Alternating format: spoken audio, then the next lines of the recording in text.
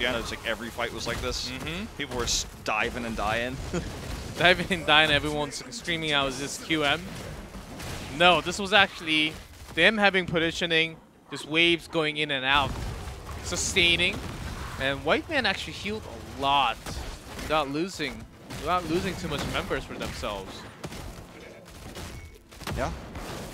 Ballistix just, you know, the power of Phoenix, the ability to do AoE damage, then poke with AoE damage, just keeping Tempest back. And White Man has to be on point, as you were saying. I thought that was going to be a losing trade for Tempest, but because Ballistix, once they have 10, it will be even worse. They will have Entomb to trap down a lot of the members. And look at the roster of Tempest. They can only theoretically, without Crowd Surfer on ETC, only Irel can escape. So once that's available, with a lot of the pair up with the Diablo Lightning Breath of Salvo, I think Ballistix just win the Triumph fight big time. Yeah, I mean, I think that's true in most cases, right? If you set it up correctly. Okay, good. Rooted here, but look at Sign coming in for a perfect power slide. SC cannot get out. He's killed. And the ETC effect here in the early game continues to be quite impactful. That's going to be a camp invade to steal. SDE, close call there. Sign was about to have his power slide up. But imagine that fight with Mosh Pit. That's a double mosh with that power slide. They get even more. Comes an insane fight. This wall is not long for this world. As Tempest commits for it. Irel is just matching the Yorick's rotations right now, and Tempest is pushing closer to 10. And that's important because of the power spike you just mentioned. If they get it first, that's going to mean that potentially they take the next Shrine fight without having to deal with Entomb. They actually got a pretty good catch-up in that. The Punisher did a little bit little bit more than what it actually should have the first one. Jungha just looking for 10. Entomb is a big chance. You have a lot of members you can trap down with that Entomb. And SC, oftentimes he was actually grabbed, and he couldn't warp away in this game already. And I think that those are the reasons why we actually see why he does not really like to play Phoenix. It's not the same style we see having Phoenix on SDE or SCSC, where SDE will just escape. Yeah, it seems easy, but SC actually gets trapped all the time. Yeah, he's just not as comfortable with the hero. And I think it's because of his very greedy playstyle. And even though Warp is an insta-escape, it is one of the most powerful escapes in the game, it has a small channel time. And I think SC is just not used to that style. He's just used to the Volleyball, which is like instant, right, to get away, or Hanzo Jump, which is instant to get away. And Phoenix is a little bit different. And against an ETC, for example, you know, that's a risky run. You get caught during that Warp animation. It's very short, the window, but at this level of play, you see interrupts happen. Hooligan looks like he's considering an APOC here. Don't know if that's the right move, especially with Entomb available. Everything else self-explanatory here. Big root onto Dami. He's caught here. Here's the commitment. Sundering defensively. Entomb is available though. Here's Lightning Breath locked in. Entomb on the Sign. No peril with the salvo. Sleep for the follow-up. There's the big salvo now. But look at this. Ardent Defender keeping Lockdown alive. He's up in the front lines. And Ballistix. They looked like they had total control over this fight, but I think Tempest has wrestled it away from them now. The sustain is much better for Tempest than all the members of Ballistix just away from the zone. Great control by Sign. Looks like they want to just get the last few defenders here. That's why they're rotating in. Sign does get that nice power slap. They're going to get a kill. 5 defenders to go, though. Looks like Ballistix just wants to rush it down. All the stacks lost, meanwhile, by the way, for Hooligan. Jungha very likely going to die here, but they do get the Punisher. So worth it in the end, especially for, you know, hashtag trait value. Not the worst case for either team. I think Tempest was trying to get some more kills, catching Phoenix in this case, but that didn't happen. SC managed to escape really well this time. This Punisher is going down super quickly. Entomb here, though, should mean that nothing is going to come of it. In fact, Dami's the target. The Punisher gets involved. Lightning Breath is out. Hooligan is knocked away, though, twice. But no salvo to pair it up. There's a Sunder to trap down Hooligan. Great zoning tool. Even Maki just using it just for the safety, but a lot has been used.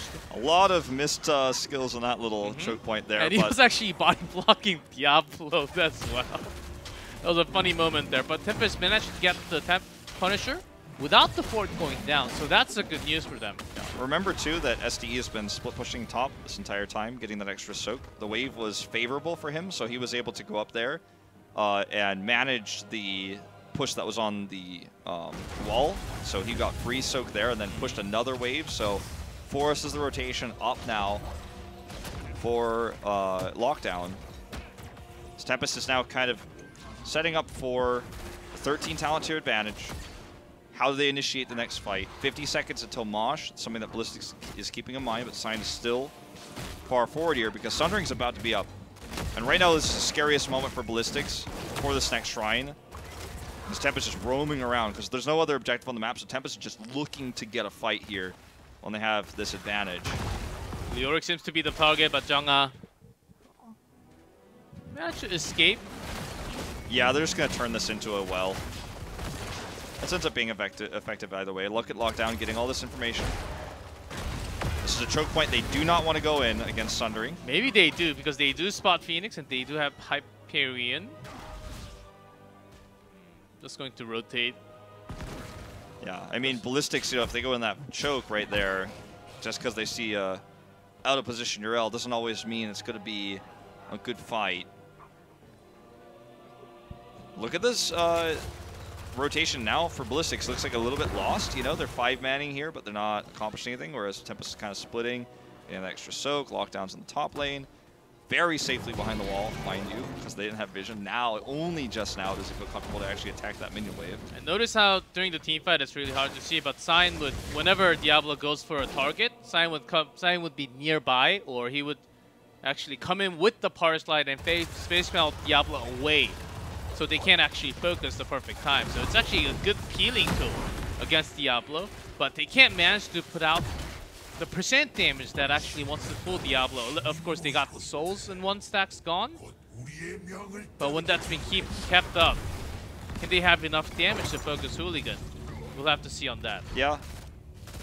Top is going to be the next shrine. It's just announced, as for the moment, Tempest is a little bit slow on identifying what Ballistix was doing. Ballistix knew earlier that, in fact, Tempest was taking this camp, so they actually get soaked first in mid.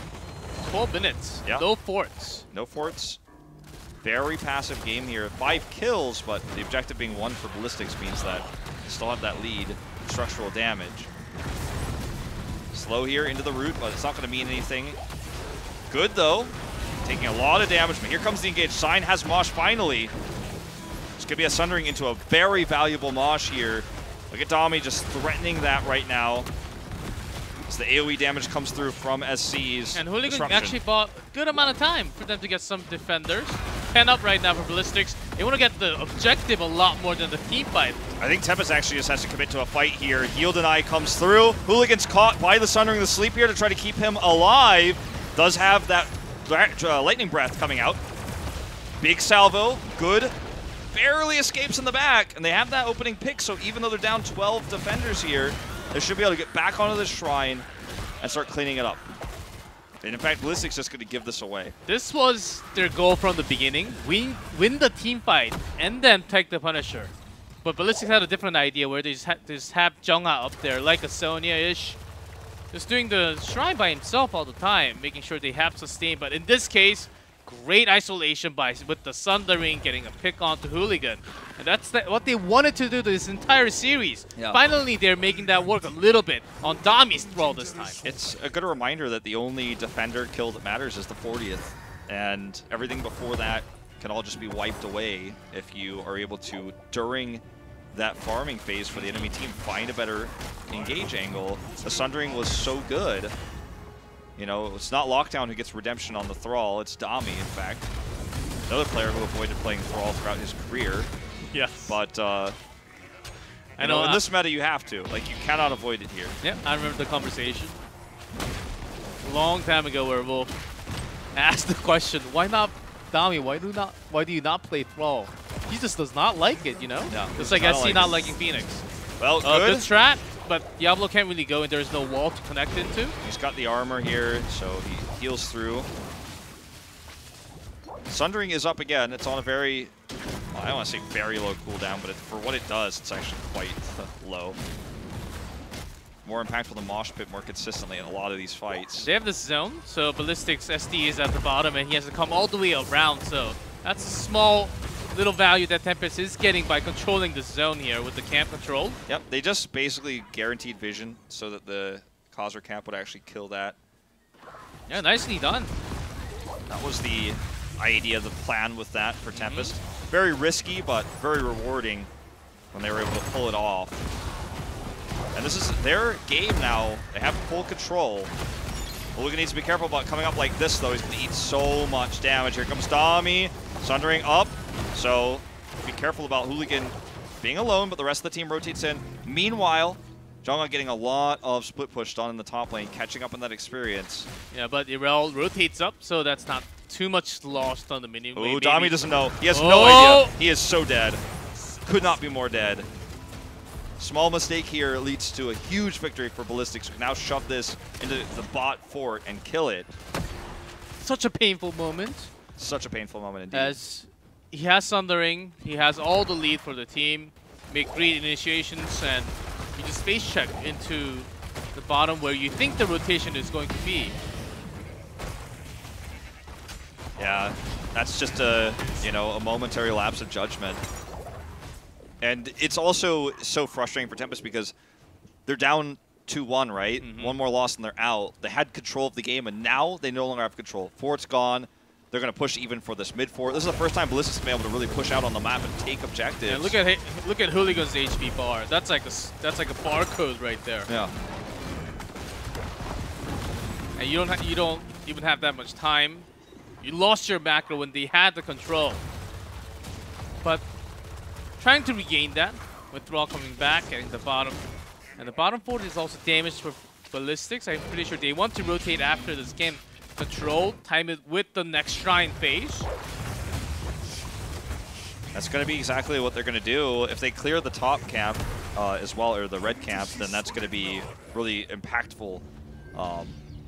You know, I guess I want to say split pushing, but it's camp. The camp will actually get value the longer this goes on because it's the opposite side of the wall. Looks like both teams are just going to ignore it, let the camps clash in the middle of the lane, because getting control of the shrine first is more important right now. And there's no globals here. Yeah, before shrine, in that small choke point against Thrall, you do not want to engage in even as a hooligan. You felt it last time. Not 20 yet. Okay, and Tomb can get a lot done here. The root's going to help set it up. The DPS is, of course, in a safe position, so they do not commit the Entomb yet. Look at this angle, though. Dami. Great grenade. Facing up with some pokes from Hooligan as well. But Tempest is getting more from the camp. SC is out of position, but now they're going to look to maybe turn this fight around. And Odin's up. They're getting more number, so Lockdown jumps in there. Catching up in number. Hooligan focused. All the Deckard healing coming through. Oh, look at the Stay a while was cancelled. Mosh Pit onto Deckard. Can they focus on him? No, the macro's on Hooligan. And they have a Sundering available here, but they need to use it correctly. Comes out decently. SC gets 20 just in time to get the shield, but it's not enough to save him. Here's the sleep, the second one here. No way out. No way out for HGC. Sign is dead. And Jonga picks up all the numbers, 39. 39, and that's going to be the last one here. Our defender's going to buy time, but that's all. No one else to connect the damage onto Magi. Good's coming around. Mounted. He's mounted. Magi has that 10 armor. That's all he's got. He's dead. Good's still alive here. He gets the kill. Comes back. That's 20. They can sustain Lockdown. He's on the rail. He gets sustain for a long time with that white mate healing. Oh, there's a route onto SD, but he does get the dash. But Punisher is pushing. It's going to the keep. The Punisher is pushing. Jonga is dead. And now they have to go back and deal with this. It's going to get the wall easily, as SD just goes up to the top to make sure they keep their keep wall. I think this will basically like touch the keep once, but will not really do that much. In fact, with Heroes already baiting it away, it might not even get that chance to damage the actual keep. Tense game here. Tempest winning almost every fight, but the objectives are going to Ballistix. And the longer the game goes on, the more impactful that will actually become. That was a scary moment where Stay a While and Listen actually got cancelled by, couldn't tell if it was the power slide or the face melt, but Signs got it. The trapping down the Deckard, which meant no safe healing or healing for a Hooligan. They actually bought just enough time, both sides, to let all the DPS do the damage, and then it just became a mess right after. They got SC's passive shield too, which is actually one of the huge things he has at 20. So when he, in the next fight, he probably will not have it. That's on an insanely long cooldown. So... We didn't see that grenade. Yeah, no, we won't talk about that. But that's a nice win for Tempest. Keep their keep alive. Yeah, 1% extra damage. Obviously going to be very powerful, and that's probably one of the biggest spikes, minus the silence for Leoric. That's the biggest one here at 20. Interestingly enough, Sign actually pre-locked the Bolt. You almost never see that in professional play. He's just so sure that's going to be what he needs. Bolt for Sundering as well is one of the most powerful tools to set up a fight in the entire game. You bolt to an angle you're not supposed to be and have insane flanking Sundering. Escaping is impactful as well, but the engage potential that Thrall has now post 20 is off the charts. It's actually really hard, what we can tell. Even with that extra shield, SC melted right there. Yeah, and with now that Bolt, Hooligan will be, unless he really goes aggressive, you won't be really able to catch that Diablo. True. I think the shield should be up now, since we've had such a lengthy passive moment here. Is no objectives are worth contesting at this stage of the game, because one team fight means the game for either of these teams with keeps open at top and bottom respectively. Such like everything gets silent in this moment, as Tempest is going to make the first move defensively here to back off, look for a potential engage. Ballistix is kind of like, well, I'm bullying you, and Tempest actually sets up the Well, keep your eyes on Dami. Yes. He's going to bolt in and Thunder. That's going to be the moment where it decides everything. Yeah, if you're watching his first-person view, get ready, because this is going to be the moment to watch, the moment to clip. Yeah, the 2 on Dami and Leoric, having that silence on that Entomb now. If you silence the Thrall, if you're able to even catch him there, he can't Sunder, he can't Bolt, you can actually kill him, but it's very risky. But we have seen that before. The Leoric just find the Thrall, silence him, and then kill him. Because you know when he's trying to set up those big flanks, he's always alone, roaming to the side. And you have to be careful about that. Very powerful thing you can do. Avoiding the Sundering is very difficult because you can't really predict the angle it will be. Bolt is instantaneous. It's an insta-cast ability. They'll probably remove it from Thrall at some point, but still there for now. Oh, no exit for Dami. This is a bad angle Trapping for him. Tempest. Okay, pressuring up. Good job by Good here. Trap in. Lockdown goes in, but Hooligan's focused and isolated. Bolt's out just in time. Dami matches him, bolting over as well, but Hooligan is living through this. He's living through all the heals. He's got tons of regen. He's got a massive health pool. Tempest wins the fight, but in just a moment, everyone's going to be back up and healed. Both bolts on cooldown for Diablo and the Thrall, but it looks like Ballistix is just simply going to give this up. That was a close moment. If either one of them died, it was certainly Punisher Plus to keep almost. Yeah, no hard, just a tap. And certainly you are absolutely right. Yeah, for Tempest, they still have the fort, so it's less of a pressure for them. Exactly. They have the healing fountain right here. So they have more time. All they have to do is win this fight. There's the silence, and the big salvo coming in afterwards, and it's Whitemane who dies. Silence, and that can heal no one. No escape, no way out. And that's the pick they were looking for. Looks like Tempest is going to have to give this up. They're going to get ready to clear these waves, as they know that this next push could end the game. 47 seconds until Whitemane is respawn. When Hyde comes back, they can make a big effort to defend.